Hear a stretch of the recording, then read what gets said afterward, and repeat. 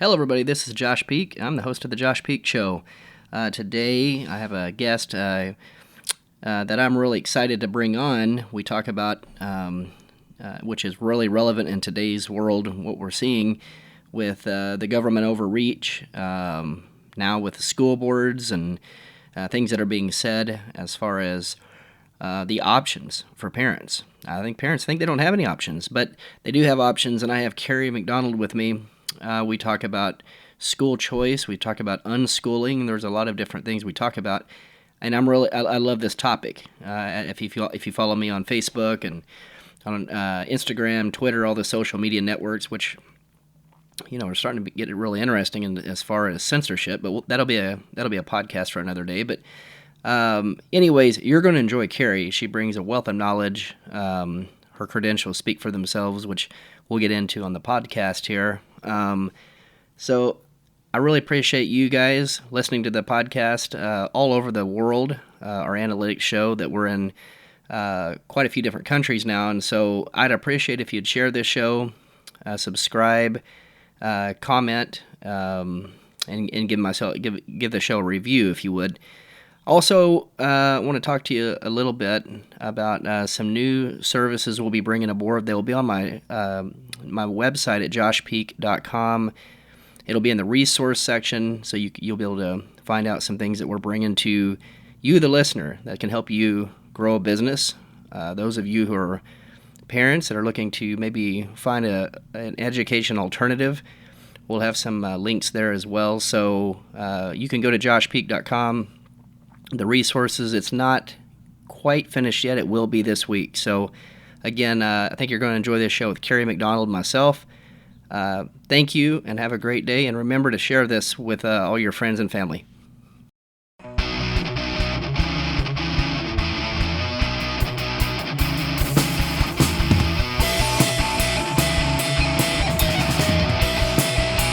Josh Peak Show. Hey everybody, welcome to the Josh Peak Show. Today we have Kerry McDonald, and Kerry, I've interviewed Kerry before, and it's exciting to have her back on. Hey Kerry, how are you doing? I'm doing great, Josh. How about you? I'm doing excellent. Just to give you a little background on Kerry, she's senior fellow at FEE, Adjunct Scholar at CATO Institute, and author of Unschooled. I got that right? That's right, yes. Well, good. So what's new with FEE? I mean, what all has been going on? I know there's been, since the last time we've talked, we live in a little bit different environment today than we did then. Yeah. So kind of give us an update on what's been going on with you and FEE and some of the things with, I think we're starting to see more and more people go to homeschooling or unschooling for sure, pulling their kids out of the public schools, it looks like. So kind of give us an update. Yeah, so I guess the big news this year with FEE, the Foundation for Economic Education, is it's our 75th year anniversary. We're founded in 1946 by Leonard Read and are currently the oldest libertarian think tank in the country. So that's what a year to be celebrating such an anniversary and sort of pushing against lockdown policies and kind of centralization of power in response to the pandemic. And FEE's really been on the forefront in opposing lockdowns and highlighting the trade-offs that exist with some of these public policy approaches really since March of 2020. So it's been great to be part of that team. And then with me and FEE over the past a couple of months, I've been working on a new ebook that was just published this week. It's free. It's called The 2021 Curious Parents Guide to Education Options. And it really brings together a lot of the content that I've been writing and speaking about over the past year in a real current way. So thinking right now as parents look to back to school 2021 or not back to school 2021 as a more likely scenario for many parents, this really provides all kinds of different options and possibilities so that parents realize that they have choices beyond their assigned district school, more choices than they may think, even though We still have a long road to go in terms of implementing education choice policies, although that's accelerated over the past year.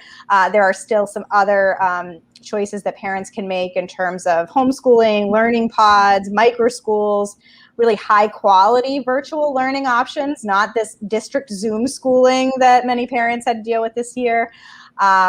Creating your own learning pod and pursuing education entrepreneurship. So all kinds of possibilities. And I think that it's really going to be top of mind for parents, particularly now. We can talk a little bit about this, but the CDC just this morning came out with their recommendations for back to school for 2021. And they are saying that all unvaccinated students should be masked, which is a good chunk of the overall school-age population, considering the vaccine is not yet available to kids under 12, and a lot of kids over 12 aren't getting this vaccine.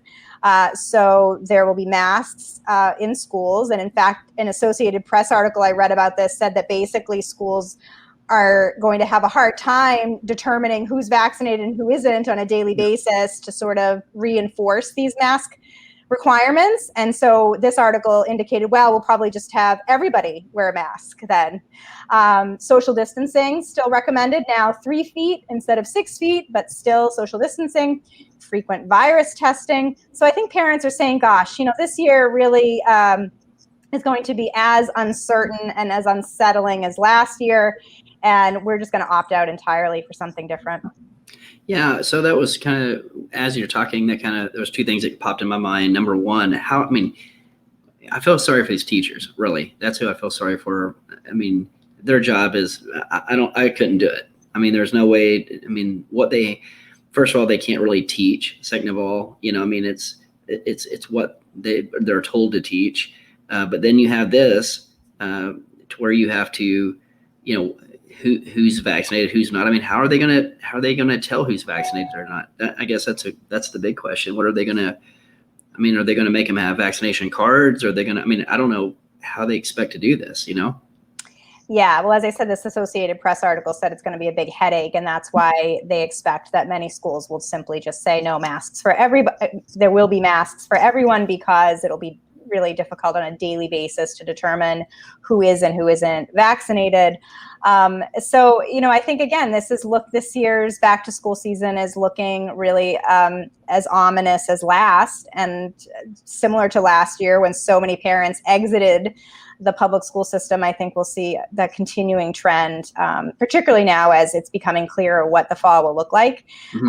And I think a lot of parents, in fact, one of my recent articles about, 4 reasons why, or 4 signs of parents choosing not to send their kids back to school this year. One of those signs was that there was in Palm Beach County, Florida, they had one of the largest drops in public school enrollment for homeschooling last academic year. And the parents indicated there that their main reason for choosing homeschooling was that they didn't want their kids in masks all day. Mm-hmm.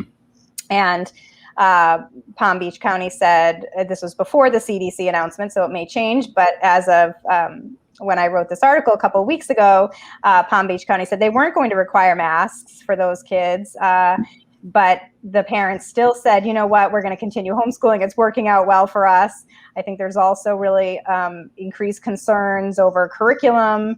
Yeah. There were, in this particular school district that I highlighted, there was an equity statement that came out that had some divisive language focused on critical race theory that a lot of parents disagreed with.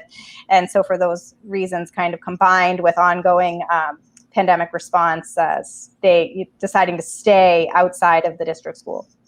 Yeah, I have a friend who lives down in that area. I don't know if it's the same district you're talking about, but she was running for Congress, lost her race, but there was her and a bunch of different moms that were letting the schools know they weren't real happy with the mask because they had already taken the mask mandate off Florida, but the schools were still making them wear them.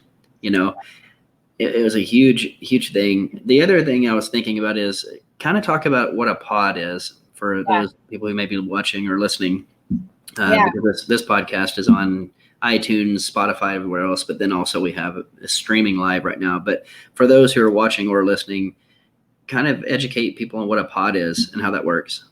Yeah, so a learning pod, or the term pandemic pod that became popular in 2020, is really a modern twist on sort of a time-honored homeschool co-op that's been around since the dawn of the modern homeschooling era.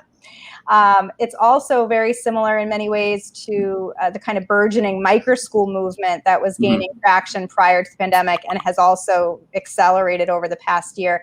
But essentially what these are in-home or home-based learning communities, typically multi-age, replicating in many cases sort of the one-room schoolhouse of yesteryear, typically with a hired teacher or facilitator, although in some cases parents might take turns leading the pod or facilitating a curriculum in a pod during the week. It's typically at one parent's home, or again, alternating homes, similar to homeschool co-ops. Sometimes they might occur in commercial spaces or nonprofit organizations, but what we saw really over the last year was these were, in or home-based programs. And a lot of families like them. In fact, there was some research suggesting that parents were actually willing to pay more than a lot of teachers were currently charging to run these pods. So there's a market opportunity there. And I think a lot of educators, similar to what you were saying before, you feel bad for the educators, a lot of educators are realizing that there's some real market opportunities here for their services and their skills, and they could jump ship to either start kind of a pod network or get teamed up with a family that's looking to have a learning-based pod. I think of the education startup GetSchoolhouse.com that just raised several $1 million in an initial investment round from a venture capital firm that pairs families looking for these pods with a certified teacher. So there's clearly, some real opportunities here, and something that I think is ultimately going to really shake up education for the long term. Well, it really needs it. I mean, I feel like the system in itself is such a broken model. I think the pandemic was one of the worst things it was one of the worst things for public schooling in a way. I mean, to me, it shined light on what a broken system it is. And I think things are going to change in a big way, Yeah. I think the biggest thing parents are always looking at probably is they wonder, are they capable of doing it themselves? And then number two, can they afford to do it? Those are two of the bigger things that when I talk to people, that's really what it is. So, what do you say to that? I mean, because I'm sure you hear that all the time. Yeah, so I think there's a couple of things going on. First, I will say that the homeschool population pre-pandemic was typically had lower income on average than the overall school population, and that's something that I think a lot of people don't think of. They think, oh, homeschooling is somehow connected to privilege or affluence, and actually the opposite is true. In fact, the New York Times acknowledged this in an article talking about homeschooling at the beginning of last academic year, and then Education Week came out with a survey of homeschooling families of school-age families last November, and they found that by their homeschooling estimates, homeschooling had doubled, which is consistent with other data as well. And they found that most of the families driving that surge were lower income than average families. So that's, again, kind of continuing with the trend that homeschoolers tend to be less affluent on average than the typical school community. And so it shows that this can be done, and in fact is a real option for a lot of families. These pods, I think, are a great example of that, where you can connect with other families to create these learning communities. You could have sliding scale or chip in, varying amounts based on willingness or ability to pay. You could then also rely on parent resources, as the educator or the facilitator themselves. A lot of free online learning resources available, like I think of Khan Academy, which is sort of the leader in online learning, free online learning videos for kids, particularly well known for their math programming.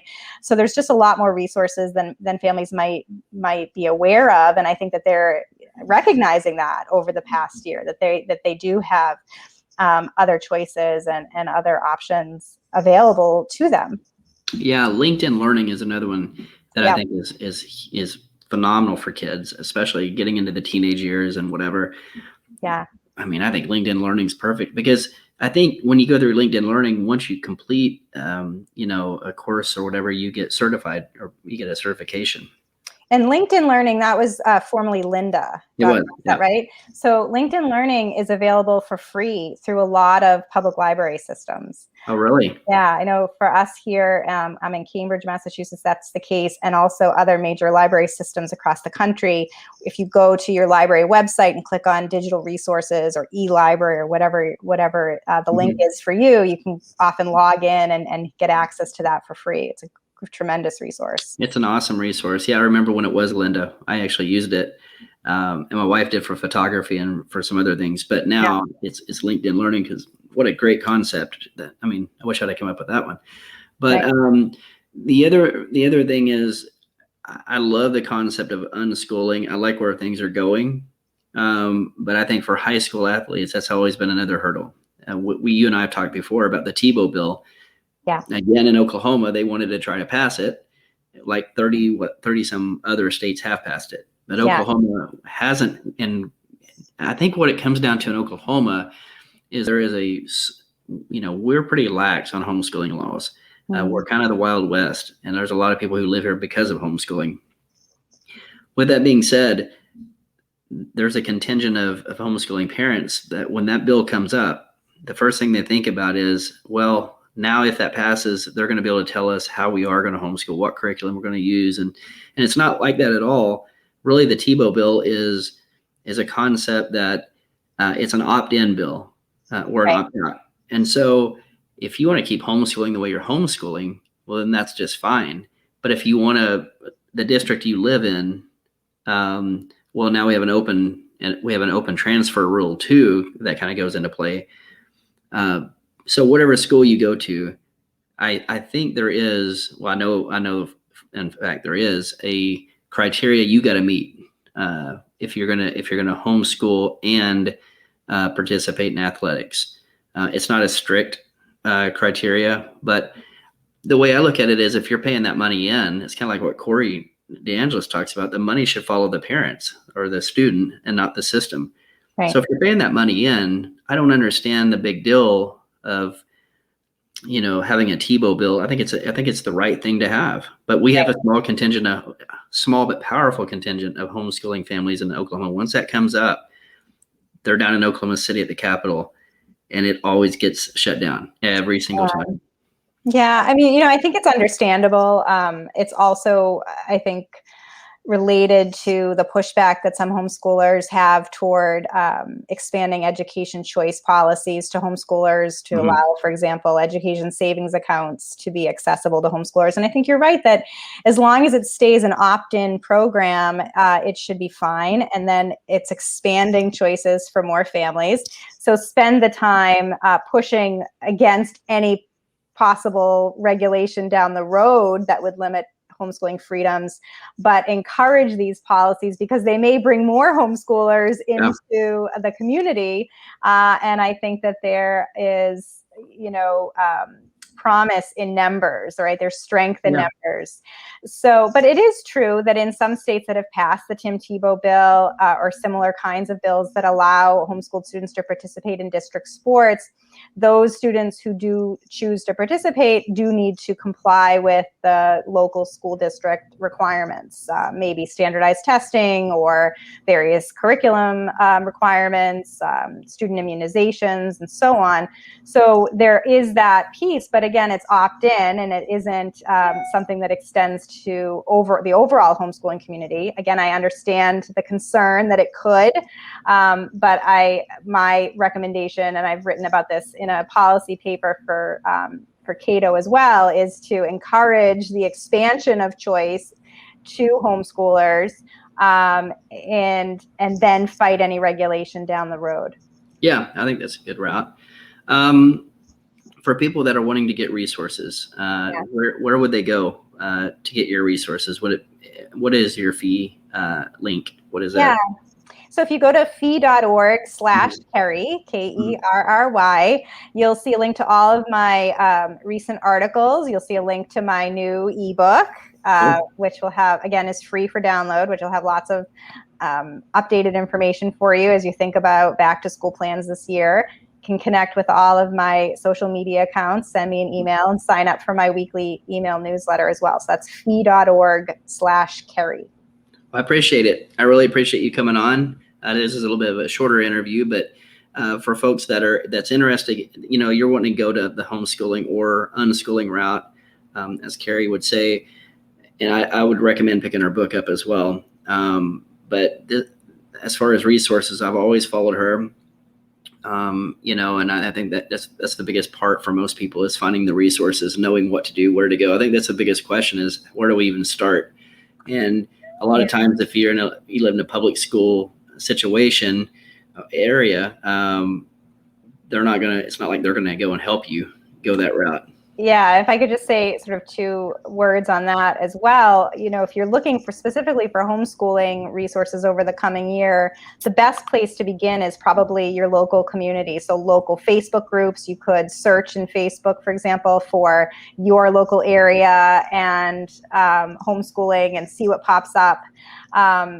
Other kinds of social networks for homeschoolers in your local area. And I think that could be a good gateway for you for parents who are thinking about this, into finding other resources, finding co-ops and learning pods or micro school networks. Is start there. And then, from there, really figure out what is going to be the best fit for your kids, over the coming year. Is it going to be, a district school where they're wearing masks all day and socially distancing, or is it something a little bit different? And now there may be, some more possibilities available. Yeah, and that brings up just one last question before we're done here. What are you seeing in kids that unschool? When it comes time for college, are they wanting, unschool kids, homeschool kids, whatever? Are they seeking that out? Are they looking for that? And I mean, are they seeing kids that are having success in colleges, that have been unschooled? Are you seeing, what do you see in that? Yeah, Business Insider a couple of years ago had an article about how homeschooling is the smartest way to teach kids in the 21st century. They also had an article about how, Harvard is in particular seeking out homeschooled kids. The Harvard Gazette has done profiles of some of their homeschooling students. And other colleges as well. In fact, many colleges and universities now have special admission areas on their website for homeschoolers, recognizing they're going to have a different academic background and experience, and sort of building in a platform to acknowledge that and to embrace that. And many colleges and universities realize that this unique experience that homeschoolers have, the fact that they are able to pursue their interests and really dig deep into specific interests or content areas, that's a real asset for colleges and universities. Often homeschoolers have a real zest for learning and a real curiosity and creativity that conventionally schooled kids may not have. And so that's another reason why they can be sought after by colleges and universities today. So in your resource page or your area there, do you have somewhere where, parents can go if they need to build a transcript, for example, for the college? Do you have a place that shows how to do that, or do you know of a place that can show that? I don't have it on my website, but it is something that you could enter into a search engine. Yeah. Homeschool transcripts. There are companies that do that, organizations that do that. Many homeschoolers decide to take community college classes, for example, during the teen years, so that can build up a transcript that in many cases is then transferable into a college or university. So it saves quite a bit of money for parents thinking about how to pay for college when their kids as teenagers, instead of getting a high school diploma, are getting an associate's degree from a community college or working towards a degree program, and then being able to transfer in as a sophomore or junior to a 4-year institution. That saves a lot of money, particularly because a lot of states have dual enrollment policies where high school age students, including homeschoolers, are able to take these community college classes for a fraction of the price that they would be if you were enrolling as a post, high school student. So there's some real opportunities for savings there and for building up transcripts. There's also some great, online high school age program for teenagers if teenagers are looking for more of that academic piece. but a lot of these transcript resources can find ways to sort of capture some of the extracurricular activities that kids are doing and demonstrate how that is, relevant in terms of academic areas. Yeah, I think we talked about this last time too. I think we see more. Well, I would think we would see more homeschool, unschool kids. I think we would see more of those go more of the entrepreneurial route as well. I mean, yeah. Yeah, we may have talked about this. I do mention it in my Unschooled book, that there's some research on grown unschoolers. These would be kids who have homeschooled, but have homeschooled in more of a unstructured, informal way, really tied to their interests and talents, as opposed to kind of traditional school-at-home versions of homeschooling. And so in that survey of grown unschoolers that was conducted by Peter Gray, who's a psychology professor at Boston College, an unschooling advocate who wrote the foreword to my Unschooled book, he and his colleague Gina Riley found that the grown unschoolers that they surveyed, more than half of them were working as entrepreneurs in fields that were connected to interests that they developed as children or adolescents, because they had that time and that freedom and that flexibility to do that. That's awesome. Well, Kerry, I appreciate it again. I appreciate you coming on, and I'd like to bring you on from time to time. I think there's a huge demand for what you teach and what you talk about. Obviously, I watch you on Facebook, and these parents are curious. I mean, I don't think, as a whole, I don't think parents are happy with the product that they're getting in terms of the taxes that they're having to pay in to get it. And they just don't really know. A lot of them just don't know what direction to go. So my recommendation would be to follow her page, Kerry's page there at FEE, and then as well as her social media accounts as well. A lot of great resources. And again, I appreciate you coming on, Kerry. Oh, always good to be with you, Josh. Thanks. Cool. Thank you. You have a good day.